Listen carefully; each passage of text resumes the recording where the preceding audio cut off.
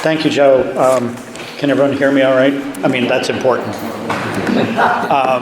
I'll tell you about that in a minute. Yes, my name is Pete and I'm an alcoholic. My big book name that I was given is Peaceful Pete. That wasn't how I used to be. Try to be more now of that in that way. I do have experience with these steps the way they're laid out in the big book of Alcoholics Anonymous, my big book sponsor. Divine presence that I found in my life that I found through this work. And I try to practice the latter steps on a daily basis. I still have a couple of amends left to make. I've not been able to locate these two individuals. It's probably no coincidence that they come right out of my sex inventory, but that's another step, another story, another day. But I remain ready and willing to make them when the time comes. And I do try to practice the latter steps. I do try to practice the principles of all the steps to the best of my ability and my willingness. I always like to put in the word willingness because I try to be transparent now. To be completely honest, some days are better than others. This is not a perfect program. I'm certainly not a perfect example here, but I try my best. And that's all. And that's really all any of us can do, is if we just give it our best and do the best we can. As I tell the men I work with, if we go forward with an open heart and an open mind, I said, I think we're going to be okay. I really do.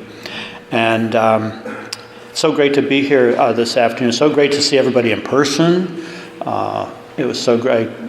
The smart guy driving, which was me, thought I remembered how to get here. Well, I didn't. So I was cutting it a little close. So I couldn't stop for coffee on the way. I didn't want to take the time. So first of all, I want to thank the coffee maker. This is fabulous, okay? No kidding aside, absolute truth. This is the best AA coffee I have had. It really is. And I learned a long time ago, I don't like to complain about the coffee, particularly now, because I've grown further and I'm not the same person I used to be. I used to hear people complain about AA coffee, and I said, what's to complain about?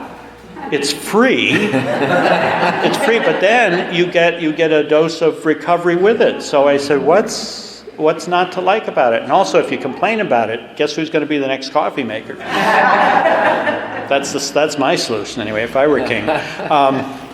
But I want to thank Joe for taking the chair and asking me to come back to Worcester. It's been a couple of years now since because of that thing that happened there, and we weren't going anywhere. I was a recluse, and I'm from New Hampshire. My home group is let me finish what I was going to say. I want to thank everyone who helped set up and run this meeting and the announcements, and Mike. I see a lot of familiar faces, and it's great. I know, I don't take any of this for granted. All of your efforts, it all, it doesn't just happen by itself. So thank you all, and who support the meeting and who are our trusted servants and help out. So, because I think service is a very, very critical part of our recovery. At least that's what I was told, and I try to do that. I always try to have at least one position. Let's see. Here we are, back in Worcester. And, let's see. My recovery date is, this time, is November 3rd, 2010.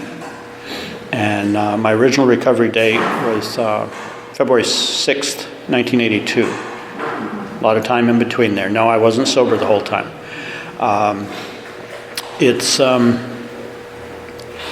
A lot was going on. A lot's been going on in my life, and been working with the men I sponsored and who've completed the work, and they both been going through some really hard times.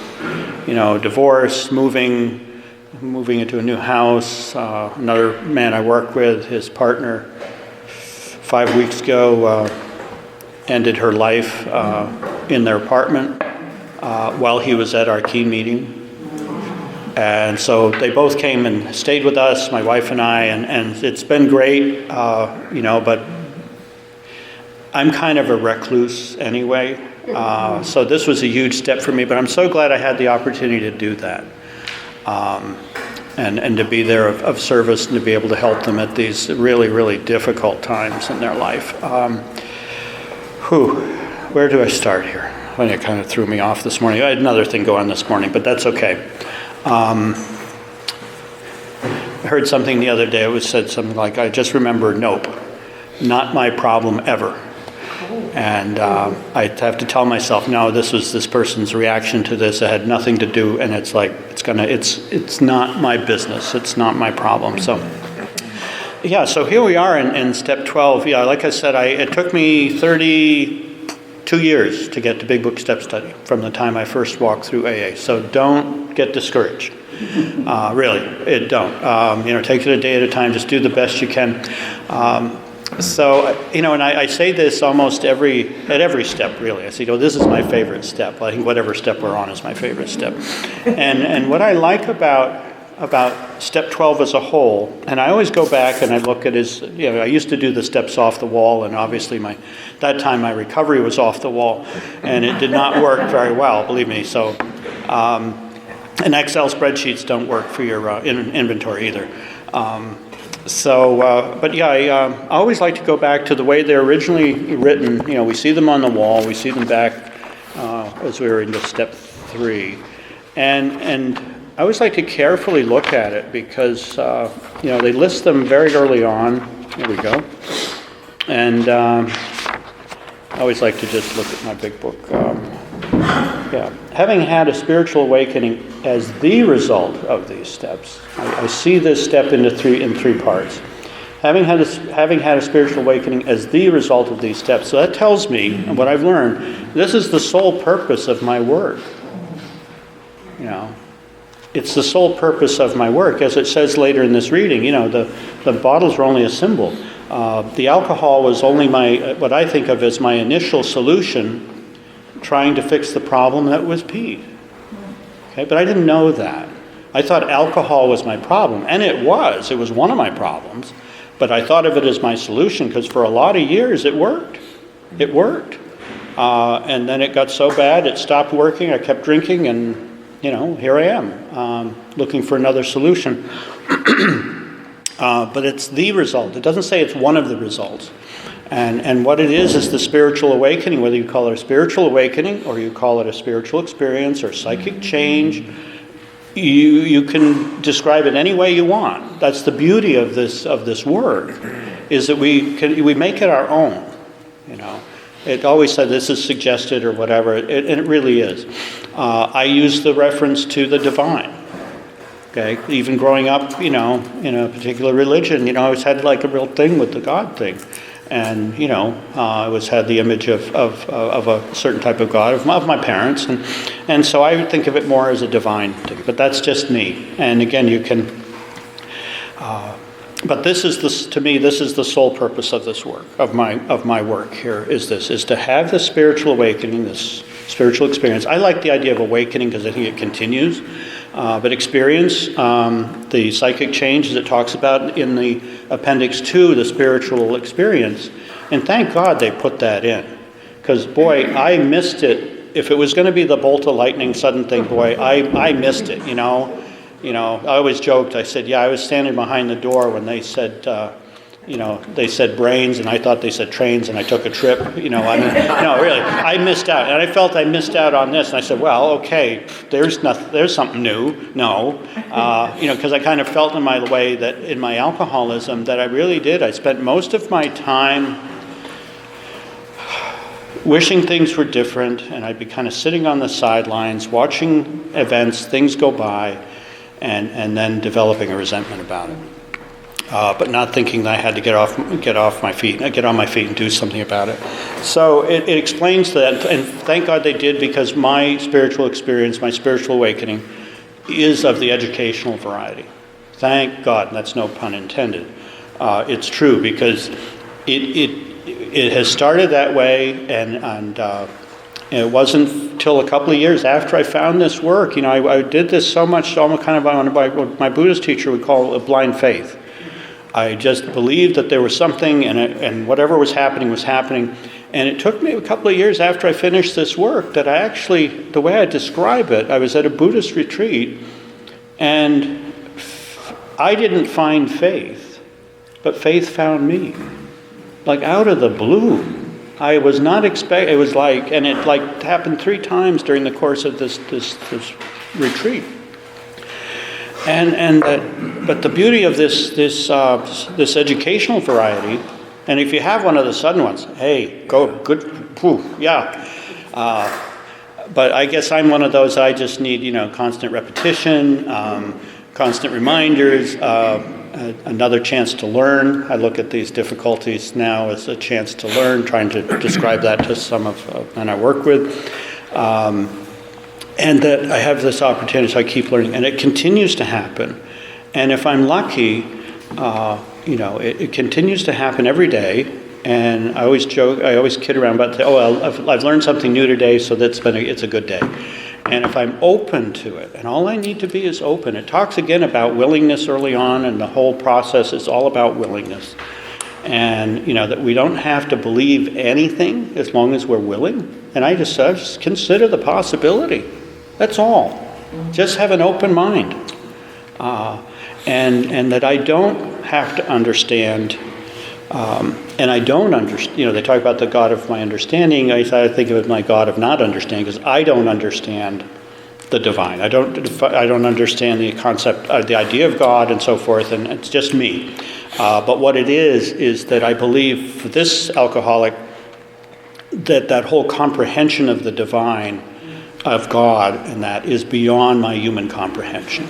I think it is so absolutely amazing that I can't even put it into any kind of a real description. At least that's my shortcoming, if it is.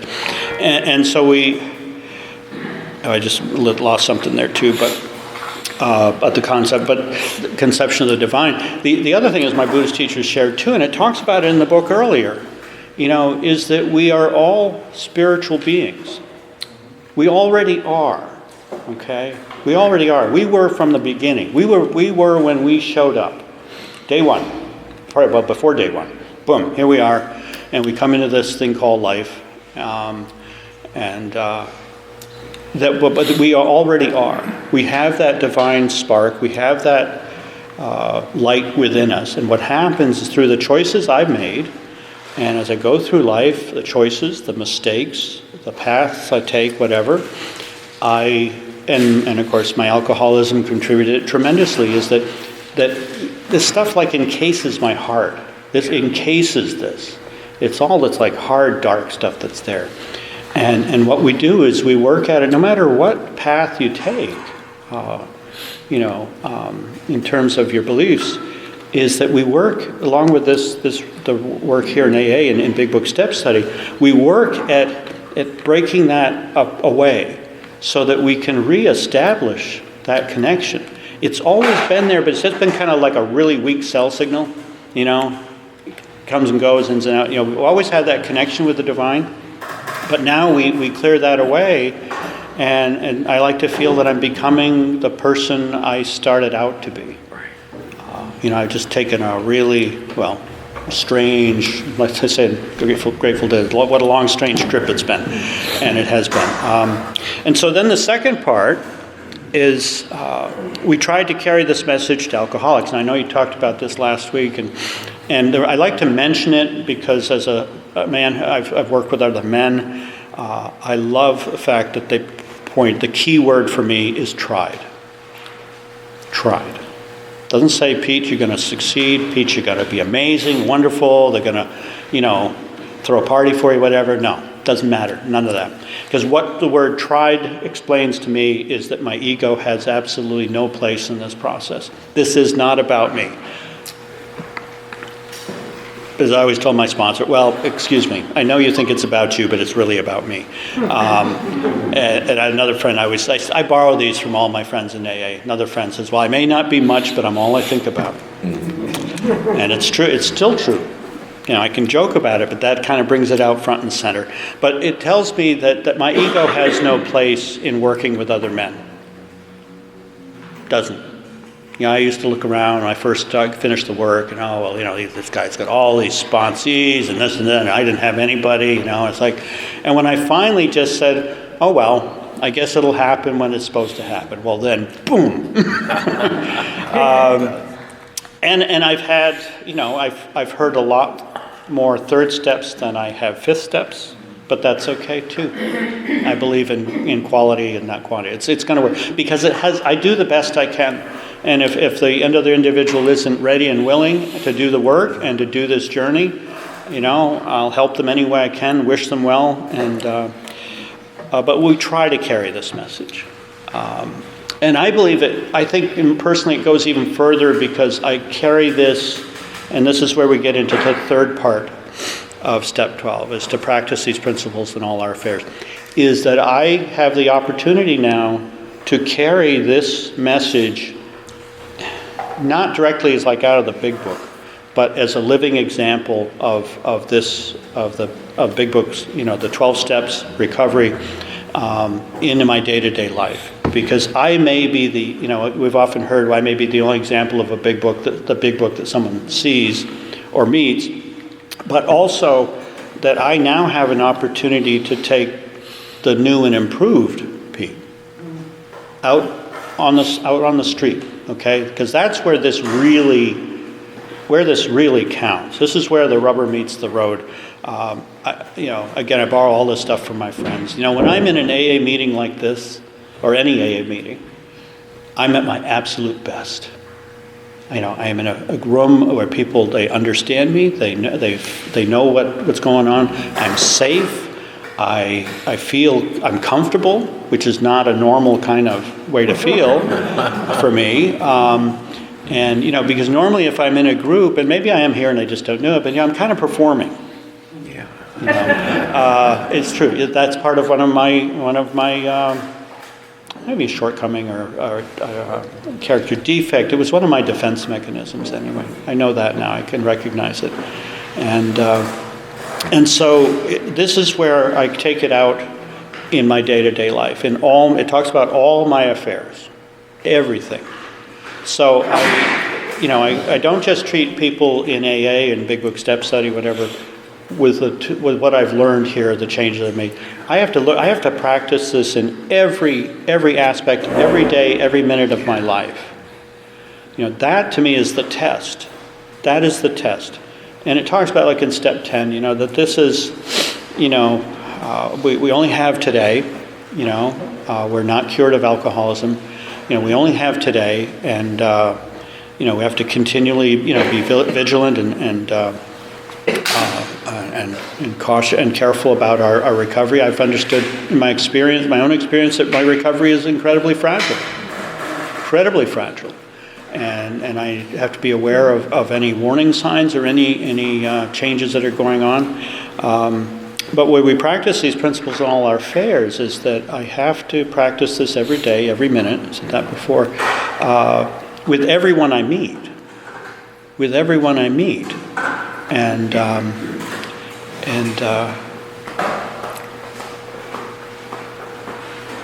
And that's where it really counts,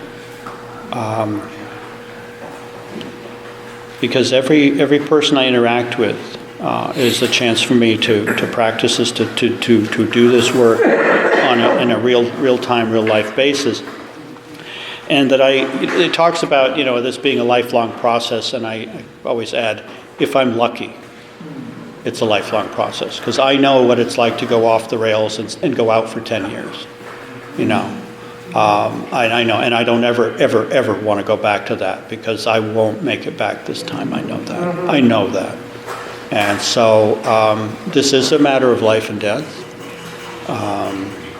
but it's also a matter of the quality of our lives, and that's what this work is about. And this is what the spiritual experience is about the spiritual awakening. It's about the quality of our life.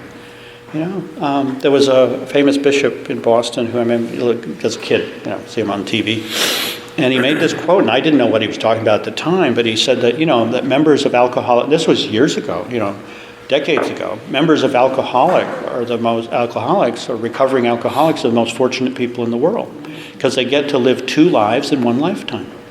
And it's true. I have my old life, which I don't want to go back to. I still know it's there, and I know what it's like. It's sort of, I think of it as my dark side. There's a darkness to it, and it's my alcoholic mind. It's my alcoholic thinking when that comes up. It's, heard the phrase, my dark passenger in the car. But I think as if I'm aware, I know that it's there. It has it. Because I still, even coming on to the time I have in recovery, I still have an alcoholic mind. Okay? Now, I really work hard at not, but boy, it just like slips into gear like nothing, you know. I got to get that clutch fixed. It just, you know, I can't get it out of gear. And so I need to be aware of it. And that's what I think about step 12. I think what step 12 is for me is it's the ultimate promises. Mm-hmm. This is, you know, this is the prize. But of course, we go back to step 1, which is great because it's continuous. And I want to continue to learn. I want to continue to learn and grow. I feel like such a different person now. Doesn't mean I don't have my bad days and my difficulties and that. Yeah, I do. You know, but again, it's such an incredible gift, and it's here for anyone who wants it. So you know, if you're reading, keep reading. Find a sponsor. Number 1, don't go this alone. I've learned from my own experience. My mind. Just my mind is an incredibly dangerous neighborhood for me to be in alone. It really is. And that the power of my alcoholic mind, you know, if I started to move away from this, I mean, it would just like, you know, I can just hear it every so often. The voice will come up and say, you know what would be a great idea? You know, or what would be fun? And it's not just picking up a drink. It's just it's like, what? But before I wouldn't have done it. But it's I can hear it every so often. It'll just very quietly, you know. And so I'm so grateful to be here. And I want to say, just finish up here, that, you know, if you're reading, keep reading. If you're doing this work, I have one prayer for you. Please don't stop. If you're writing, please don't stop. You know, I doubted that this would work for me. You know, I looked around, and I still believe that this can work I thought it could work for each and every one of you. Absolutely, no question, guaranteed. It'll work. But for this alcoholic, I had my doubts. I really wasn't sure. This was the last house on the street, and if this didn't work, boy, I knew, you know, it was going to get dark really fast. And so, you know, please don't get discouraged. I liken it to spiritual surgery. You know, in the middle of the surgery, you're ready to jump off the table and say, oh, I'm fine, doc. You know, I'll come back. You can close that up later. No, because it unearths such dark stuff about us. And it's not, they don't call it work for nothing, because it is work. This is not for the faint of heart. You really have to want this. You really have to want this. But it's there for you. It's right there. And whoever knew the directions were in here? I didn't. I've had this book since 1982, okay? Did not know that there was a chapter. No, I probably never opened it in all those years. But I did not know there was a chapter called The Doctor's Opinion. I didn't know that there was a chapter called There is a Solution. Who knew? Until I started reading this with my sponsor. So please, you know, continue the work if you are, and you know, it's one of the best. It is the best thing I've done. Best thing I've done, and has changed my life. I've had it's been such a profound change in my life. I really can't describe it.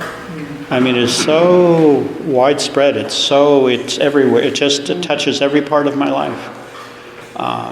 And so, you know, and you too can have that. It's yours for the taking. So bless you all, and it's great to be here. And thank you.